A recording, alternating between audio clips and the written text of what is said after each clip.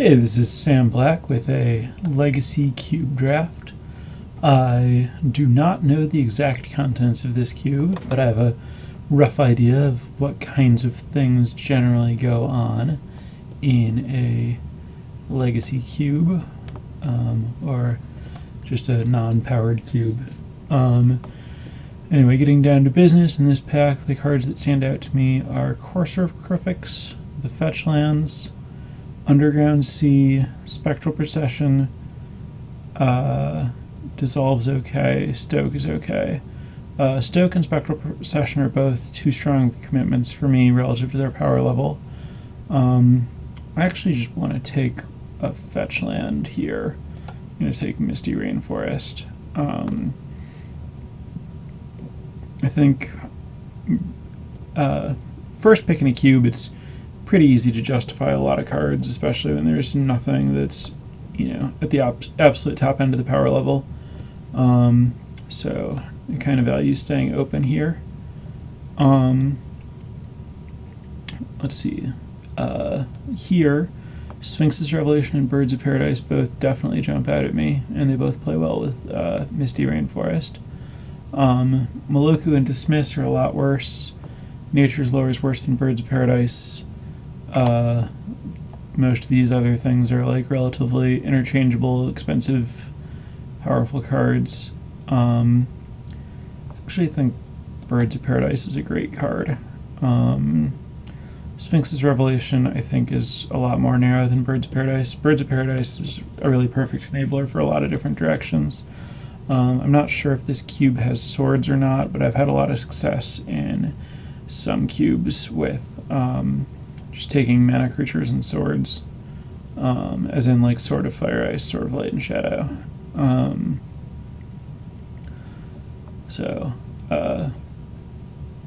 also think the Sphinx's Revelation direction is just kind of boring because it sends you down such a clear, direct path, whereas Birds really opens things up. Here, neither of my lands finds plateau, or my land is not, neither side of Misty Rainforest finds plateau, which makes that a little bit less exciting. I think Sun Titan is a particularly good finisher. Not actually that into Yavimaya Elder. It's a creature from a long time ago when creatures were a little bit less powerful. It gives you a lot of value, but it's just so slow for something like Cube. Freyalise is just a random, expensive, powerful card, but not particularly better than its rate. I'm going to go Sun Titan.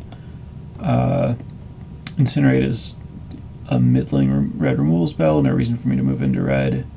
I think the reasonable options here are Lingering Souls, but my colors don't line up with that at all. I don't know how well supported Thassa is, but I don't think it's great with Birds of Paradise. I could move in on Bitter Blossom, but I think Sun Titan's a more powerful card if I'm adding another color. Preordain and Tribe Elder stand out. And I'm going to go with the Tribe Elder because I have the Sun Titan. If I didn't have the Sun Titan already, the Preordain would be more likely.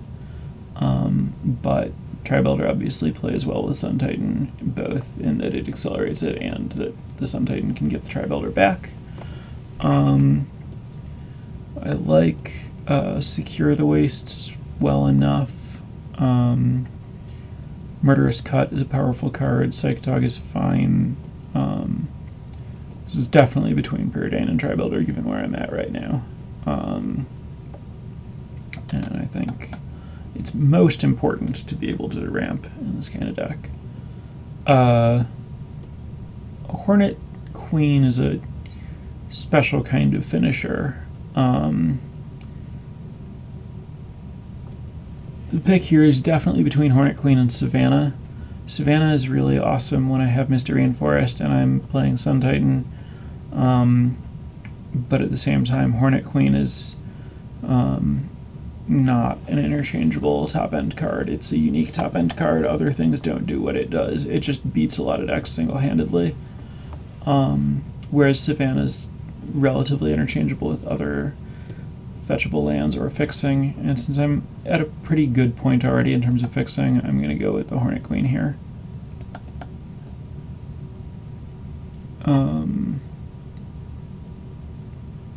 Let's see, this is between Arid Mesa, Ranger of Eos, and Harbinger of Tides. Badlands obviously is a duel that is neither of the colors that I have, or none of the three colors that I've indicated an interest in already. I could potentially not be blue at this point, which is an argument against Harbinger.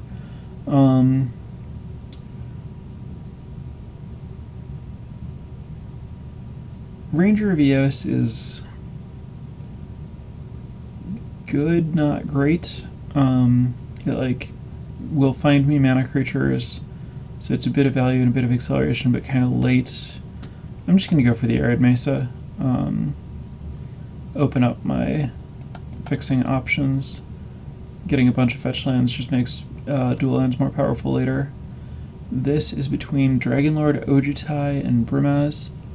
And given that I'm well positioned to be able to splash and to ramp, I think Dragonlord Ojutai is an exceptionally powerful finisher. Cards like Hinterland Harbor would make my deck, Wall of Blossoms would be fine, even Whirler Rogue would be okay, but Dragonlord Ojutai is, I believe, above average power level for a 5-mana spell in the cube. And it's particularly good to ramp into. It's obviously best if you can find a way to protect it when you're going to attack, but it's great either way. Unexpectedly Absent and Sunpetal Grove are both very good. Unexpectedly Absent does take a lot of white mana. It's a cheap white spell. And Sunpetal Grove does relevantly make mana easier, but I'm actually going to go with the Unexpectedly Absent, as I am a set of colors that can have trouble having removal, and Unexpectedly Absent is just very good removal since it can hit any non-land permanent. It's like a Swords to Plowshares that can get planeswalkers or equipment or whatever. Nissa Worldwaker, Dissolve, and Spectral Procession are all reasonable. I don't think I'm going to be white enough for Spectral Procession to be a great rate, but it's fine as like white 2. Make 3 spirits. Nissa is obviously a good threat to ramp into, especially against certain decks. Dissolve plays well at protecting Dragonlord Ojutai, but I don't think I want to move into double white with early green or double blue with early green and double white, especially since I've been erring away from fixing on some of these picks. Hero of Bladehold exists at a good spot in the curve and is a pretty effective threat. Nature's Lore would be fine here, but I think I want to move more toward just taking aggressive cards. It's entirely possible that Hero of Bladehold won't make my deck, but it is also quite the good attacker if I end up just like green-white splashing Ojutai aggro. Shaman of Forgotten Ways is actually very good with the direction I'm going. It ramps into Ojutai or Sun Titan or Hornet Queen. Sun Titan can get it back. I don't have anything that costs 3. It seems like a respectable thing to be doing. This is between Murderous Cut and Mana Confluence. I know the world is deeply split on Tanglewire. I don't have a strong opinion. I haven't tried playing with the card very much. I tend to avoid it. But I think it's probably fine. This might even be the deck for it, but I'm just not going to bother. I'm going to take the Murderous Cut and maybe splash. Oh, this Savannah is super exciting. Anyway, if I end up with some free sources of black, I might splash Murderous Cut, and the other card wasn't that exciting. Getting Savannah so that both of my fetches can find my 2 primary colors is great, though. I'm going to take Vengevine, but I don't expect to play it. Take Wall of Blossoms. I may or may not play that one. I think Vengevine is just pretty lackluster. It's going to be a good sideboard card if I play against someone who's trying to kill my things. If I had the Ranger of Eos, I'd be a little more likely to play it main. And it still could make the deck. I'm just not going to plan for it. This is between Upheaval and Llanowar Elves. Upheaval is very good with any kind of acceleration, including mana creatures. It's best when you can get actual monolith type cards, which I think maybe I heard aren't in this cube. Passing Upheaval seems kind of insane in a deck with mana creatures. But just taking another Llanowar Elf and continuing the plan of just ramp into green things, keep blue to a splash for Dragonlord Ojtai feels like it might actually be the better plan. I'm going to go ultra conservative here and take Llanowar Elf. If I didn't have, a vague memory that Grim Monolith, Mana Vault, and Basalt Monolith were not in this cube, I would probably take Upheaval, but I'm pretty sure that none of them exist, and so it's hard to do the really busted things with Upheaval. And the mana guys are going to be great no matter what I do. This is between Spellskite, which is a generically powerful card. Yosai and Deranged Hermit are fine top end. Deranged Hermit pays a lot of dividends if I end up getting opposition, although that again would be double blue, which I'm mostly trying to lean away from. Cultivate is like the other reasonable consideration, and I think it's actually the direction I'm going to go. I'm set up well to ramp 1 into 3 into 5. I think that's the pick. Yosai is like medium top end rather than exciting top end, which is a very big difference because medium top end means it's interchangeable. So yeah, I'm going to cultivate here. Collected Company, Quarantine Field, Windswept Heath, Thragtusk. Collected Company is not a thing that my deck is going to do. It's super hard to play Collected Company Limited. I also generally like Eldrazi, but I'm not really going to be a deck for it. Thragtusk is great, but I have some good things there. I think I just want the Windswept Heath. Keep having at least very good green and white mana. I'd probably play Quarantine Field if it tables, but it's not a big deal. I'm not planning to go super big with it, and like Exile 2 things is good, but it's like 6 is a lot of mana. It's just this is not exceptional top end, it's fine top end. The difference is basically, did this dominate standard in some way? Swords to Plowshares is about as good as it gets. Avacyn's Pilgrim is a card I'd be excited to take in general. Both of these Angels are good, and Temple of Plenty is good. I'm pretty likely to table something that I want out of this pack, but Swords to Plowshares is among the best white cards in the cube. Wolfir Silverheart is actually great in this kind of deck.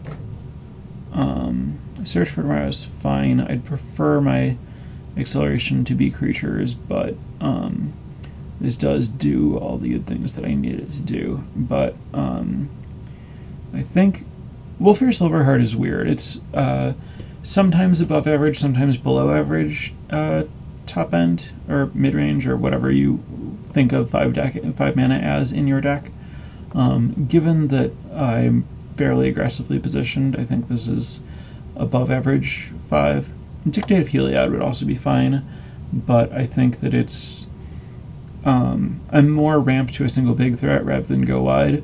There are certain cards that I could end up with that reward this, but I think I've already passed and won't have access to Secure the Wastes. I think that was in pack 1.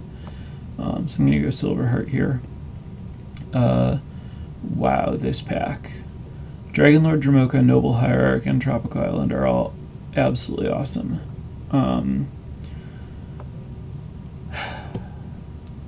Tropical Island makes the Ojtai splash easier, but so does Noble Hierarch. I think I have to Noble Hierarch. It and Birds. I mean, these are just the best 1-mana accelerators, and I care a lot about having a 1-mana accelerator in this deck.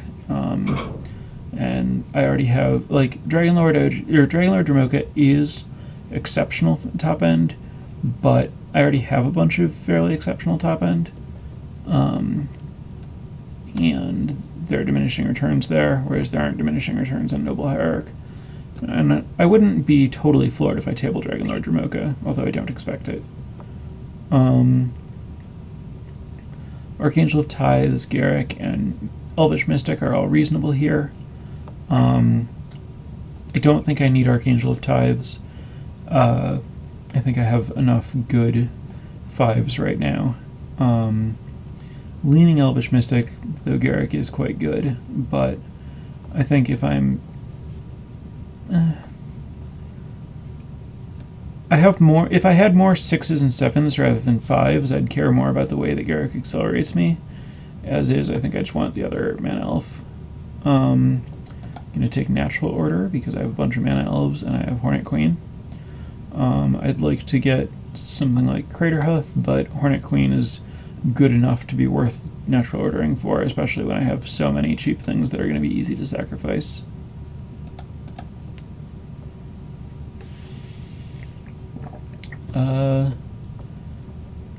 This is Kiora. Threads is going to be too hard to cast, and the rest of this stuff's not my colors. I don't know for sure if I'll play Kiora, but it's a fine thing to have access to. Yosai or Deranged Hermit? I'm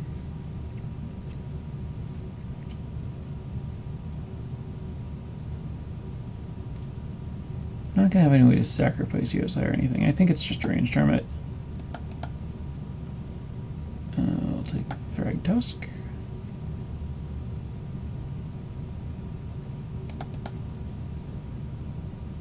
Yep, all sorts of things I wanted out of this pack tabled. Linvala is kind of absurdly good against me, and I do have a lot of mana creatures. I kind of just want to take the Linvala here so that no one else plays it against me. No, I'm going to take the Pilgrim. I think that the Linvala is unlikely enough to go... It's probably going to be stuck to someone who's not necessarily playing that color, and even if they are, I still have removal for it and might not play against them. I don't care about either of these cards. This kills whatever. Flicker Wisp probably won't get played, but it could.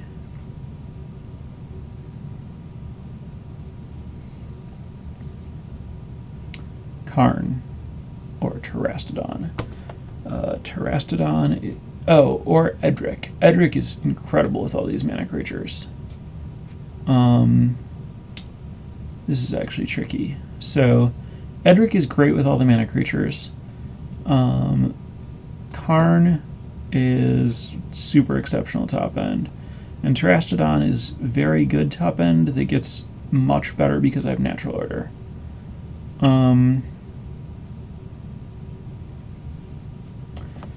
It's really hard for me to turn down Karn. Edric might be better, but I'm going to go with the Karn here.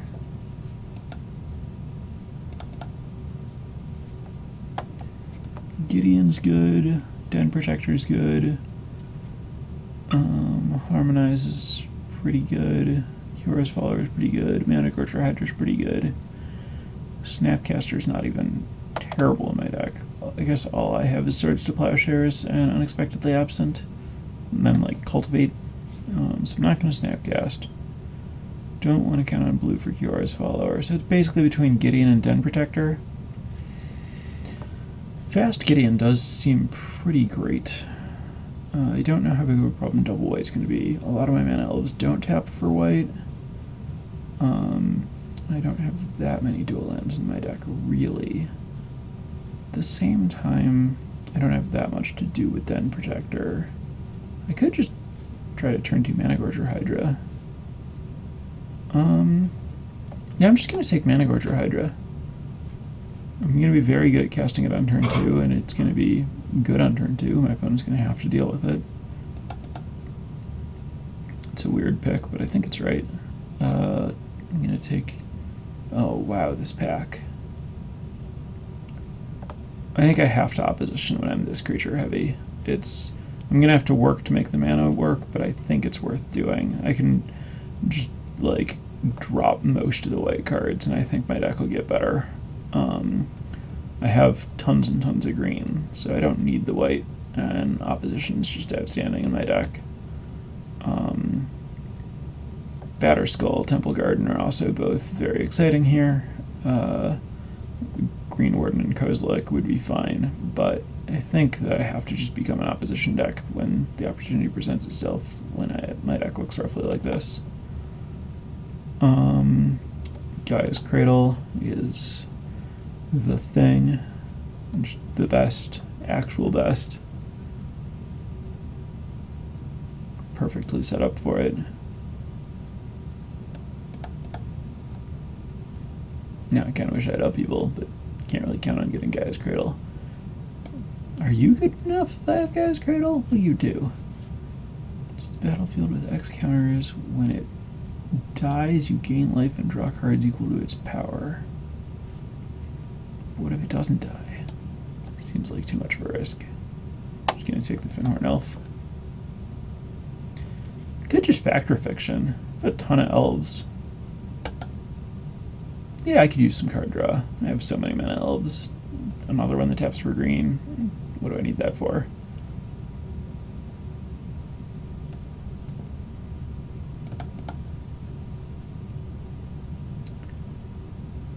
Trigon, Predator, Tarmogoyf, Auriok, Survivalist, Pastromite, Spellpierce. Goyf is very good, very underrated in general. Trigon Predator is also quite good. Auriok Survivalist does a similar thing. Maybe better, maybe worse, not sure. I think I just take the Goyf. I have some fetch lands. It's going to be very good against people who are trying to attack me. It's pretty off plan though. Maybe I shouldn't. None of this stuff's great though. Could sideboard Spellpierce. Could take Hidden Dragonslayer. I'll take Hidden Dragonslayer. I think that's going to be a pretty good sideboard card. There are a lot of big creatures. Nissa or Avenger of Zendikar? I think I want Avenger of Zendikar. You don't need to have too many lands for this to be very good, especially with opposition. And I'm going to have 7 mana way before I have 7 lands. So this seems like a good thing to be doing with all my ramp and a good Gaia's Cradle payoff, and then it makes Gaia's Cradle more nutty. And plus it's just the best with opposition. From Beyond opposition is cute, but I'm just going to take Frost Titan as I transition into more blue. Edric is what is up. Alright, so we're definitely not playing this or this. We're probably not playing this. Den Protector or Harmonize? I think I want the Den Protector.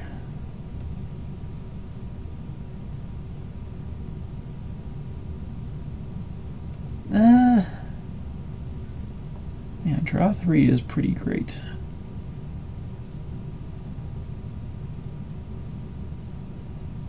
Yeah, I'm just going to take Harmonize. Take Temple Garden over Green Warden, because I have huge numbers of great spells, and I might as well just take better mana. Free Shardless Agent. Cursed Scroll wouldn't be unreasonable to get some removal and stuff, but I'd rather just have a 3 mana creature that comes with a mana elf. This thing can miss and hit Swords, Plowshares, or Wall of Blossoms. That is acceptable. Alright, let's sideboard this silly thing. Oh, that's not bad to have access to. Alright, I think this deck is very good. Very, very good. I do have to make some cuts, but I'm basically just accelerators and good finishers. And I get to be pretty picky about my good finishers at this point. So we're gonna group creatures separately, and let's see. Don't want Kiora. Don't want anything that doesn't really blow me away. Don't need Nissa, at least not main. this costs less mana and might not be in the deck. Yeah, I think I don't need this main because of the double white, and I'm just not necessarily planning on having that much white mana. Let's get these out of the way so they stop throwing off my count. Get this stuff lined up the way it's supposed to be. 26. I definitely want at least 15 lands. Let's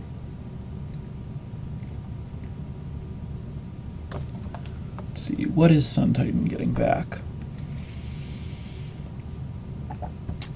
Only Mana Creature or Mana Gorger Hydra. Or Edric. Not worth it.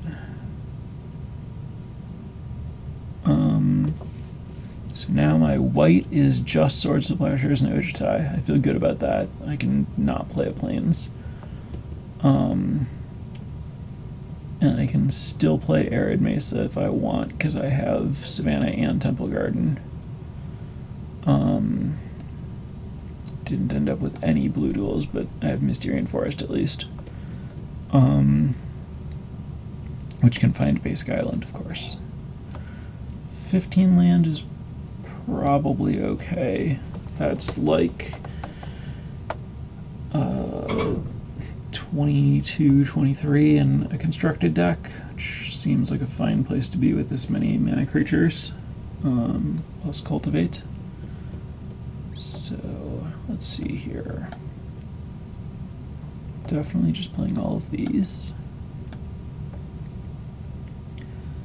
And because I have Misty Rainforest and Cultivate, I'm going to want at least 2 islands.